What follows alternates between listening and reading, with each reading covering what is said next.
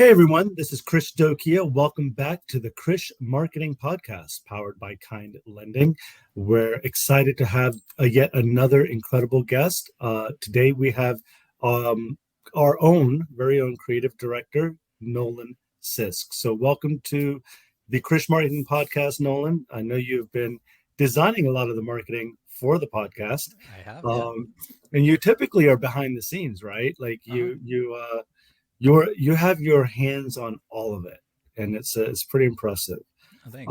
Tell us a Thank you. little bit about what you do here at Kind Lending, Nolan. Um, so yeah, I'm the creative director, and that's kind of it can be kind of a vague title, but that's just overseeing all of the everything that you see um, that goes along with the brand. So yeah, brand guides, socials, flyers, all of that is kind of under my purview. So Yeah, and you make it sound a lot easier than what it really is. So, Nolan joined us here at Kind Lending. Gosh, May of maybe last year of 2022. Is that last year? Yeah, 21, I think. no, 22. Silly Billy. Yes, you're right. Yes. And when he got here, we had a pretty established, pretty awesome brand. But what's difficult about branding and carrying that torch is improving on it and continuing to build on it. And you've done a pretty impressive job here, working on not just kind of retaining all of the branding efforts that had already been laid out before us, but then building on it. And it's just been incredible. We have this brand guide here that I joke around when I talk to folks is, the majority of mortgage companies, not to say that they don't have, great logos and colors and brands, but our brand guide is one of a kind. I've never seen anything like it. And the reason why is just from the color templates alone, it has a number of colors, and he's even added a couple of more colors. It doesn't mean every color from the rainbow spectrum is included, but it gives you the flexibility, right? And just in recent weeks, we hosted one of the biggest mortgage events of its kind in the industry, Vibe 2023, which was in Orange County back on October 24th. And Nolan put together the brand, and I wouldn't say he put it together overnight, but the way a creative thinks and is able to then put it out into the ether visually is a skill and a trait that I don't have, right? Like I think I'm all things marketing and I can do a lot of different things, but when you're able to do the branding component well, it's pretty impressive. So let's dig deep into Nolan as a person first, because what I find even more interesting, and he's a very interesting guy, right?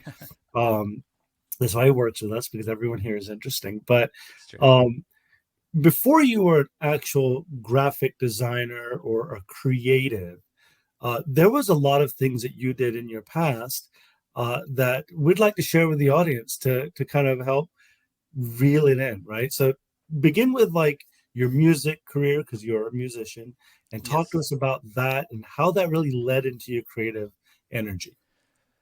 Yeah. So I don't have a design degree or anything like that. I went to school for music, so I have a music ministry degree. And about halfway through it, I decided, you know what, I want to do design instead. Like I don't see myself having a long term career in music. So I took all of the design and art classes that I could. I was a terrible music major, did the bare minimum. Um, and yeah, just started focusing on design. And then after college, I ended up in a band touring for a while. So I got this opportunity to audition for a band, and we immediately went on like a big bus tour. And so I did that for about 5 years Wow. with a couple different artists. Yeah, doing all kinds of big tours where we were the head or the sorry, not the headliner, the opener for yeah, a lot of pretty big bands. So we got to see a lot of the country, play a lot of really cool venues, and I kind of kept doing design on the side because yeah, music, touring, all that is not the most consistent income. Hmm. And especially when you're like opening, it's not the most lucrative either. So yeah, I kind of kept doing design on the side, and it slowly picked up as I built up like a client base, doing freelance, and eventually it took over. So I started making more money doing design, less money doing music, and then when COVID shut everything down, I stopped doing music because everybody did, and yeah, the design stuff stuck. So Right. mm-hmm. Well, you know what's interesting is you're a very humble person, and I know that about you, right? And you're like, I'm not going to humble brag about myself and or brag about my, but you have I've seen some of your designs outside of kind lending, and you know, not and it's not just design, right? Like when you go in and you as a creative, you're seeking hey, listen, what is your core values? What is the purpose of this business? And it's you have to look at everything from a aerial view, if you will, and put those puzzle pieces together.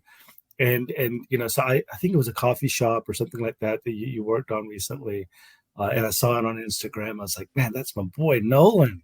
Let's go, right? But Mm-hmm.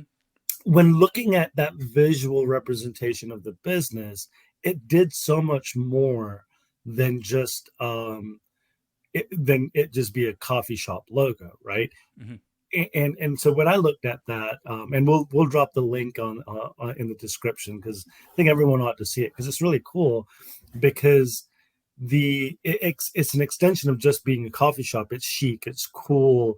It's, you know, why do you want to be there? Like you want to be in this coffee shop. I want to go drink coffee at this coffee shop, and I live 800-900 miles, well, 1,200 miles away. Yep. And but when I saw it, I'm like, man, this is such a cool representation of a coffee shop because otherwise it's just like, you know, uh, a mug or whatever. And you did more with that logo. But again, it didn't. It wasn't just a logo, and that's so. Last episode, we spoke with our good friend James Wong over at Maxa, and you know he's worked with brands like Facebook and you know just a lot of Fisker. I forget some United Nations. Like he worked on all No these big deal. brands, Yeah. like thousands of brands, and you know when our audience, agents and loan officers and brokers and everyone that's listening to this podcast, um, you know, I think by now, by this episode, they know that you know we're going to say a brand is more than a logo, right?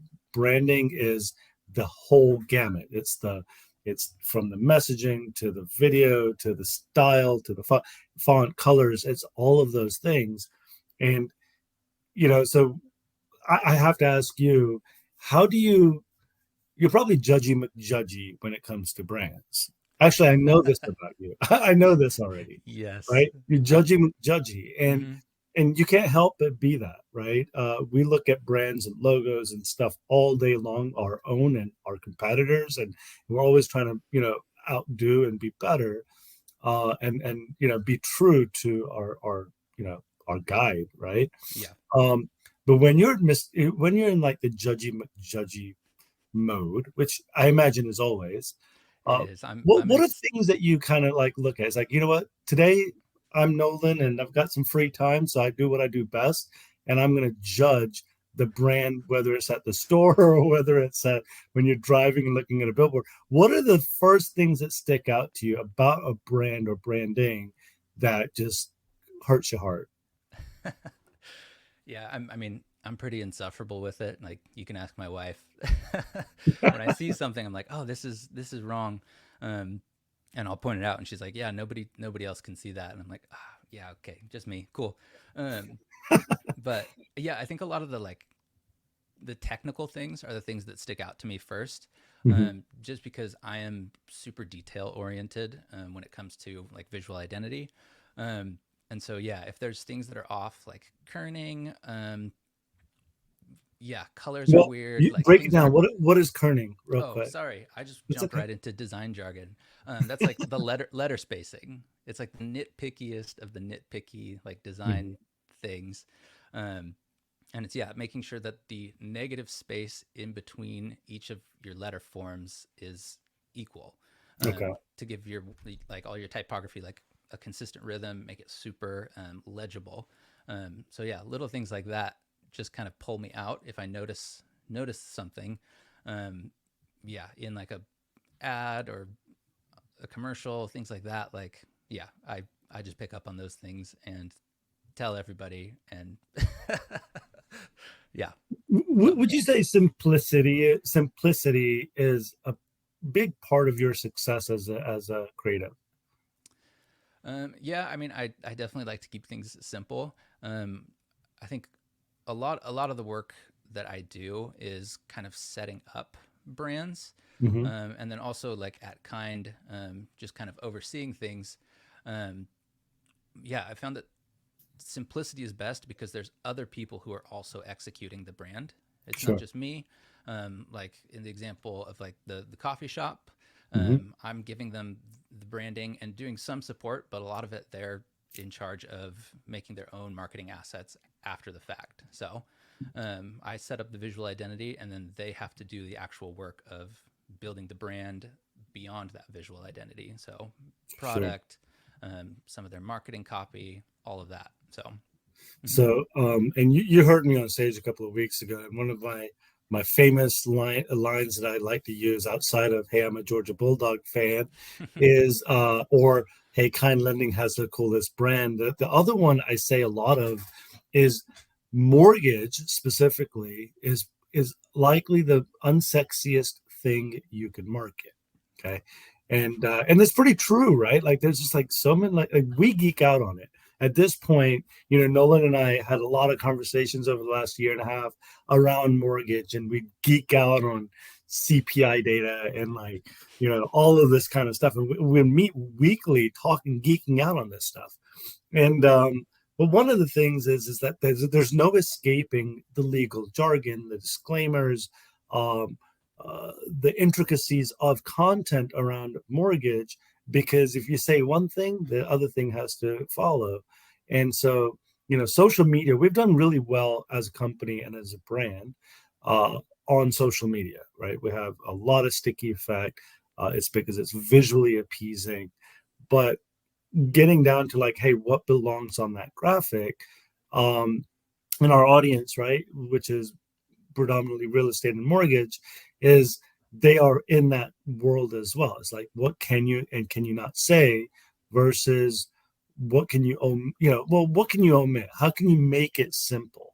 And we've done a pretty good job. Sometimes there's just no escaping that. So tell us what your process is as a designer component of it and in a creative lead. How do you take this just jazz of stuff and make it visually, not just visually appeasing, but messaging appeasing as well? Yeah, I mean, I think the two go together. So I think Mhm. that the tendency with all of the like mortgage and real estate marketing stuff is to just have all of the information Mhm. present. Sure. And the reality is having all that information crammed into one graphic from like a Hmm. visual standpoint, it just doesn't look good. Yep. Um, and I think part of that is that yeah, you have to put yourself in the shoes of the person that's going to be reading this, Right. and a lot of times it's a like a social graphic. I mean, social media, you're flipping through, just scrolling through the feed. You might have someone's attention for a second. Hmm. Like Hmm. if that doesn't grab them right away, it's ineffective. So yeah, again, the tendency is like we know all the three-letter acronyms and all of the technical jargon, and can like kind of parse through that and like yeah, see, oh, here's these like specs. I can Yeah. understand what the value of this is. But especially in like B2C environment, Hmm. um, people don't necessarily know the value of those things. So Hmm. it's important to distill your information down to the most concise um, tidbit that you can make it, um, just because you're working with limited attention. So Sure.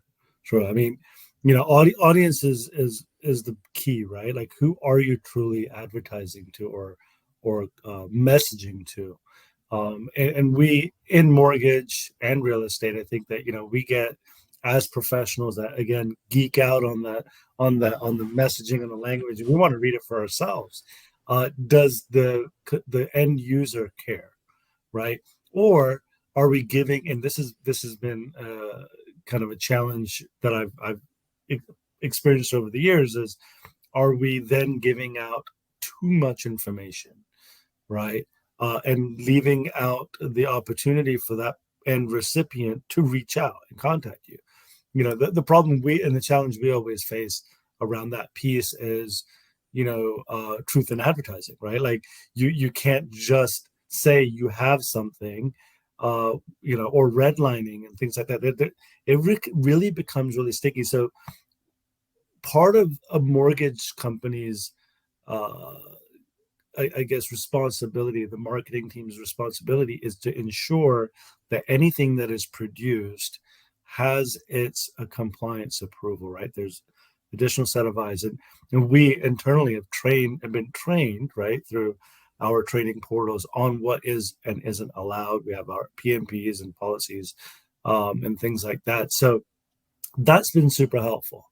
But then you take it to the other extreme, right? So one piece is, hey, it's product and program related, and it's got all of the, whether it's the trigger words and disclaimers that fit those and all of those pieces. Then you've got what Glenn Stearns founded Kind Lending on the premise of being fun, being completely out of the box. And now I've worked at organizations, I've worked with folks that in the past, Nolan, that have told me, come here because we do things out of the box. And that's never really the case, right? That's just a buzzword at this point, to get people, recruiting buzzword in marketing. We do things out of the box.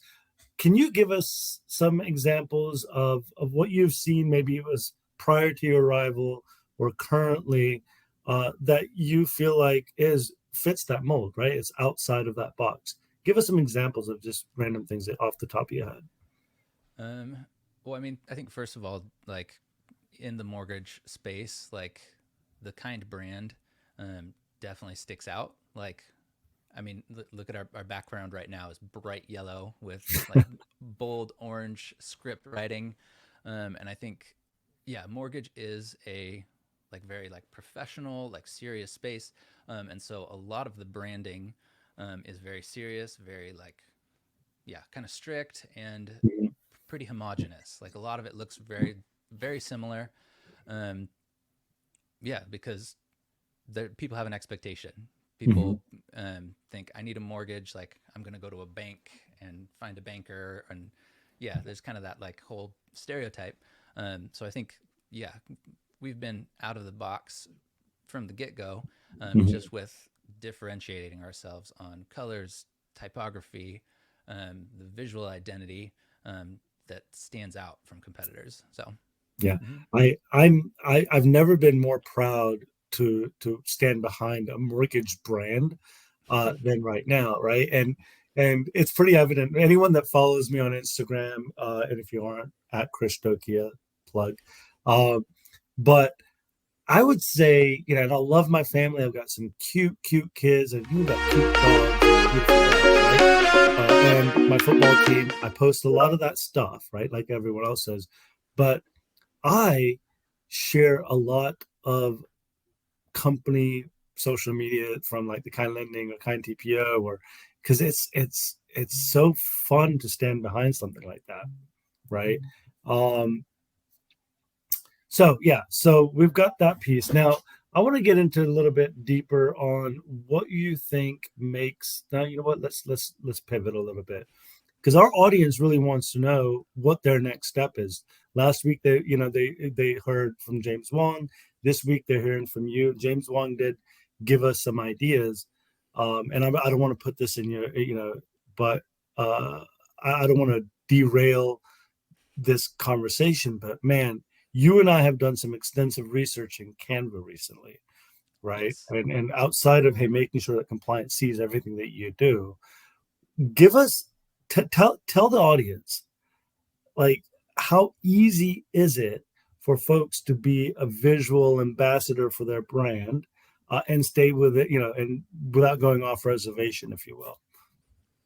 Yeah, I mean, I think Yeah, as far as like people making things to represent their brand visually, there has never been more tools at your disposal.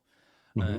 And yeah, I think the first is, I mean, yeah, the one that's really popular right now is Canva. Um, yeah, just because it's free, it has a ton of templates. It's yeah, everything's just ready to go. And yeah, a lot of people might not know about this feature. They have a brand.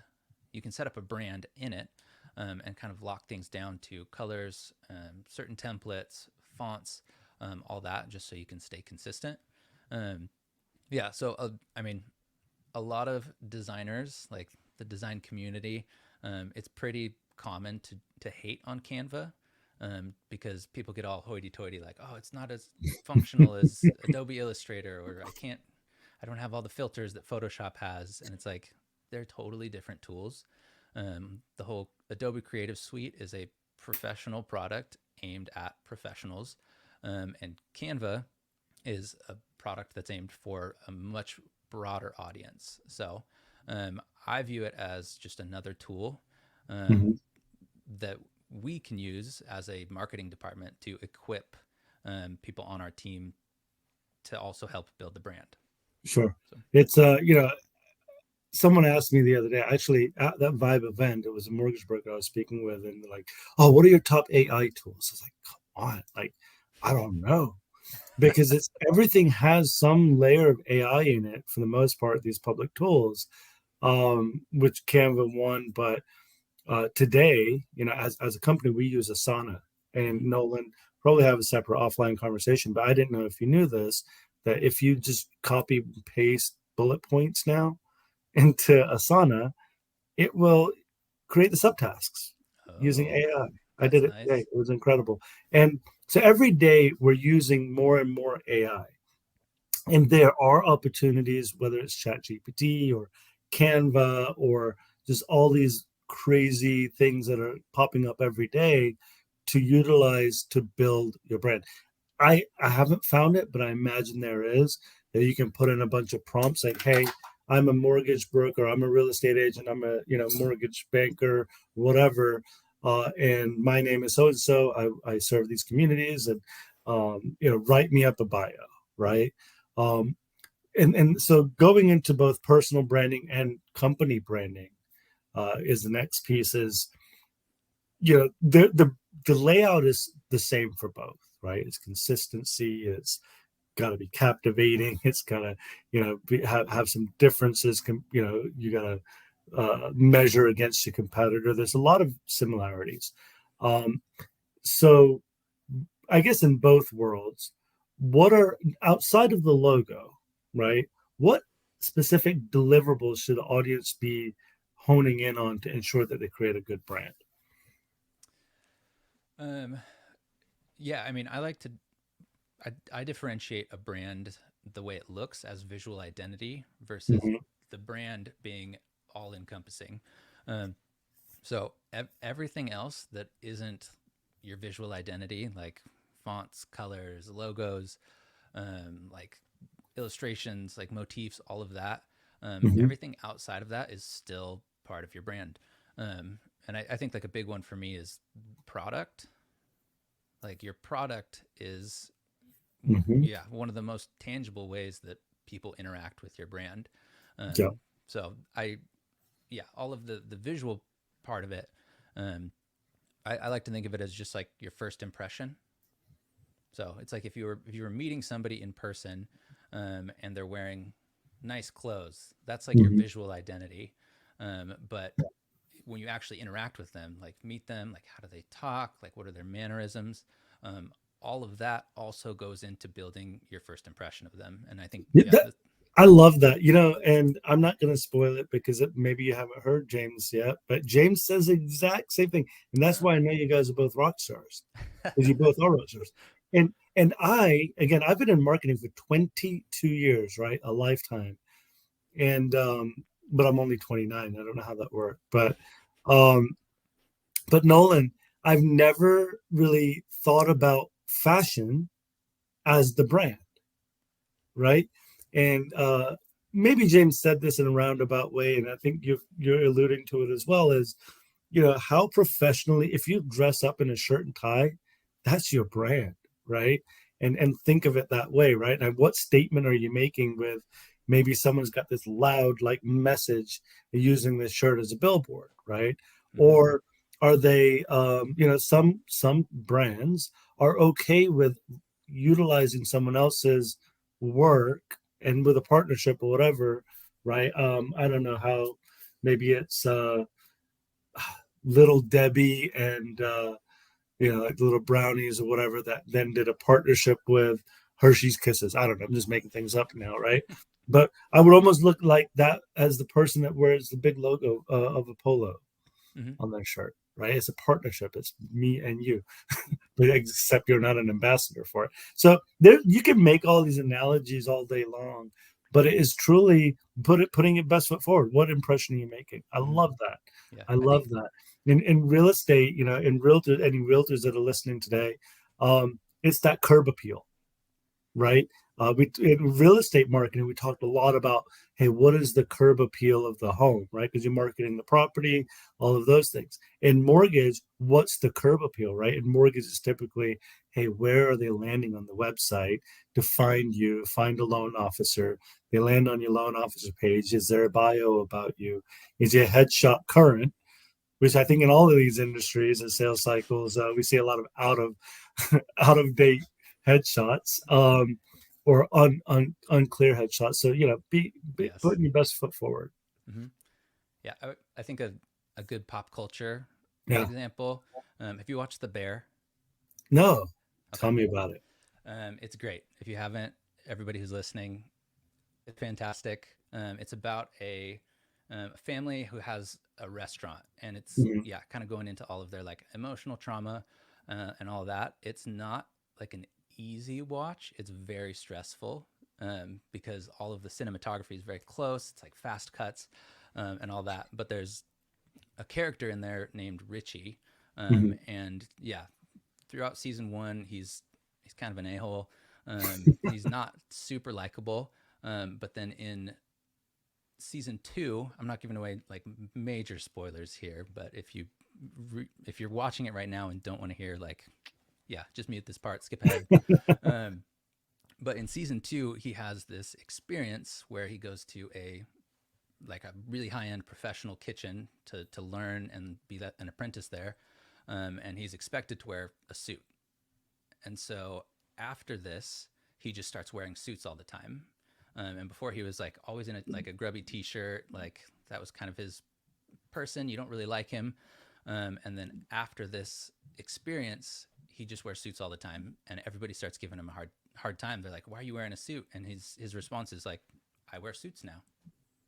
And that's it. That's it. That's like his brand, and everybody's like, "All right, that's cool," and everybody buys in, and it's this kind of redemption arc where, um, yeah, like he's not very likable, and then you get some insight into who he is, and then he has this kind of rebirth moment, and Mhm. you understand that he's starting to take himself seriously, and some of his issues before were because, yeah, he wasn't investing in himself and taking himself seriously. So if you That's haven't watched, incredible. I started wearing shirt and tie here at work virtually mhm. a couple of months ago, and people are like, "Dude, why are you wearing a shirt and tie?" I'm like, because this makes me feel cool and better, and you guys are commenting on it makes, it's a conversation starter. That's And part then of your shortly thereafter, like our CEO founder Glenn started he's like, "Oh, Chris, where's your tie today?" And so even when I don't wear a tie now, people are like, "Hey, what's going on? Are yeah. you okay? Are you feeling under the weather?" Like, um, I've now not worn a tie in enough consecutive days that people haven't asked me. So I'm going to start doing it again probably after the holiday. Keep them guessing. Start wearing ties again. Um, okay, last question. And again, I know your time is precious. You've probably got a mountain of branding and appeasing visually to do. But Always. so Nolan, 2024, the conversation, it's happening. 2024 is definitely coming in some weeks, some days, right? From the launch of this podcast. Mm-hmm. And our real estate agents, our mortgage brokers, our retail loan officers across the country, they're all preparing for the unknown, right? 2023 has truly been an unknown. And so one thing that we're, giving a lot of folks is marketing plans, Mm-hmm. flexible marketing plans at that. Um, but I think there's a non-negotiable as far as the focus on the brand, the focus on the personal brand, and what it can do to build their business in 2024. So give us a few tips. If hey, you know what, I'm a realtor, or I'm a loan officer, or anyone that really needs to start focusing on their logo, their brand, their messaging, whatever. What are like a couple of tips that you can throw out there that is easy peasy? Jot that bad boy down in marketing plan and go. Yeah, I know in the little outline pre like questions to consider kind of thing that you sent over, you asked for 5 tips, and You have them. my Let's first go. response to that was that's way too many. Yeah. Um, so I mean, you mentioned it earlier. I think I really like to keep things simple. Mm-hmm. Um, One, because that aids consistency. If you do something complicated and make that part of your brand, you have to do it again, Right. and so that can cause problems. It's just a lot of work. Mm-hmm. Um, so I think, yeah, keeping things simple is big. So I narrowed it down to 3. Okay. Let's roll. So I think first tip for like branding going into 24 or into 2024 Mm-hmm. is to be empathetic, Okay. and that just means putting yourself in the shoes of your audience. Um, yeah, because again, in the mortgage real estate space, it's really easy to get in the weeds on LTV, CLTV, like all these like technical things.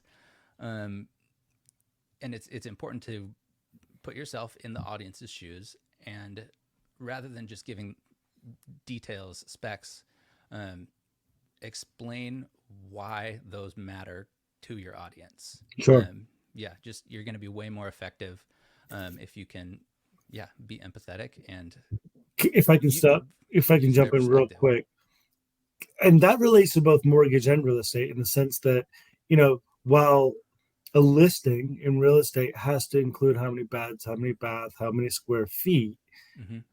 right? But what the MLS doesn't do is what we should be doing is then going into the description. What does it mean to have more bathrooms? What does it mean to have more square footage, right? And laying out and allowing the consumer to visualize what that means for them. Mm-hmm. I like that. Yep.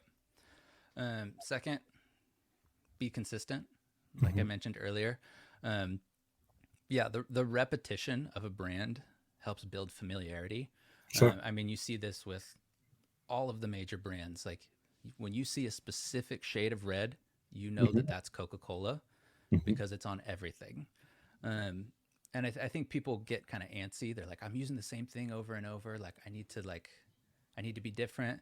I'm getting lazy and just repeating myself. Mm-hmm. Um, but I think in terms of branding, you have to consider that not everybody has seen everything that you put out. Mm-hmm. So having consistency from, yeah, website to socials, from asset to asset, all of that. Yeah, the consistency is important to build that familiarity so that people know it's you when they see everything that you put out. Exactly. And that's for the brand. And that also works beautifully for a personal brand as well, right? When Mm-hmm. we talked about headshots earlier, that is the same headshot you ought to be using across all social media. Yes, and Uh, please wh- update wh- it. yeah. Please. Well, and separately, one long time ago, I had a salesperson send me the headshot, that's an onboarding, and it was their favorite headshot in front of their favorite shower curtain that had their favorite puppy on it, which was a pug that had this custom printed shower curtain with their pug on it, and they wanted it to be their social media graphic. And you know what? Or their profile headshot on the website. By all means, I don't care because it was updated at least. Um, and now there's AI that can take out the background, the whole thing. But Mm-hmm. yeah, but headshots, your bio, what is important to you. If you're selling someone on one platform that you're a philanthropist, and on another platform is like, no, I only like the only thing I care about is mountain climbing, then maybe it needs to merge or pick one, right? Hmm. But consistency across everything. So I love that. What's number three for you? Get help. Oh, So I didn't yeah. expect that one. Okay, I please come from please elaborate. a freelance background. So Uh-huh. yeah, I mean, I think there's a lot of people who um, make a really good effort to do things, but Hmm. the reality is like branding, marketing, design, they're all unique skills. And Hmm. there are millions of people out there who are highly trained in them, Hmm. and can do a great job. Um, yeah, you're not expected to be a master marketer, like Hmm. brand designer, like especially in mortgage and real estate. Your job is to be an account executive, a real estate agent, loan officer. Your expertise is different, and that's great. So yeah, my advice is reach out for help. Find people who you can partner with, to help elevate your brand. Yeah, it's again going back to the first impression. You're investing in your Hmm. first impression, and so hiring people to come alongside and help you, um, even just a little bit, can go a really long way, to developing that consistency, and building a brand that's going to connect with people in the Hmm. ways that you want it to. So ROI, right? There's definitely ROI on that. Mm-hmm. In making that initial investment on creating a brand. But I think that no, I think that we know that that's kind of like a sales piece in itself, right? A lot of folks are creating their own personal brands, or they're have an independent company that they want to create a really super fantastic brand that stands out. There's a level of investment that's needed there, Mm-hmm. but there's also a group of folks, but they have to be convinced of doing it, right? But there's also another group that is now probably listening. Is like, well, did I prematurely put this out there? Is that damaging to the longevity of their brand? What would you say if they already have something? Is it too late? No, it's not too late. I mean, I think, yeah, I get into the like sunk cost fallacy. There's this Hmm. idea of like, well, I've already invested this much, I have to see it through. Hmm. And I would say, especially with branding, it's never too late to course correct. Right. So, mhm. No, and I was nervous at what your response was going to be. Right. I was like, he's like, no, it's too late. You It's should too have late. started. Give up. You Go know, home. I'm a realist, but um, the truth of the matter is, yeah, it's never too late to uh, keep like build on your brand, right? Hmm.